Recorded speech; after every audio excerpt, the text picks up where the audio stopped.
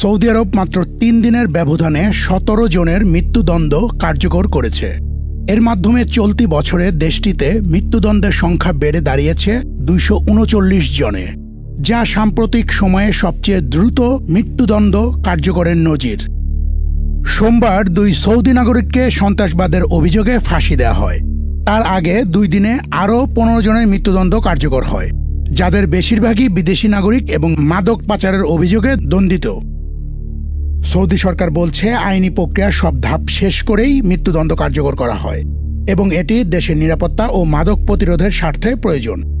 তবে মানবাধিকার সংস্থাগুলো বলছে, মাদকের মতো অপরাধে এত বেশি মৃত্যুদণ্ড বিশ্বব্যাপী চলমান মানবিক ধারা থেকে বিচ্যুত। Arfin Tanjib, channel I. Bundle থাকলে প্রতি সেনমানিতে টাকা বাঁচবে। বিকাশ সেনমানি বান্ডেল কিনে জিতুন প্রতি লেনদেনে।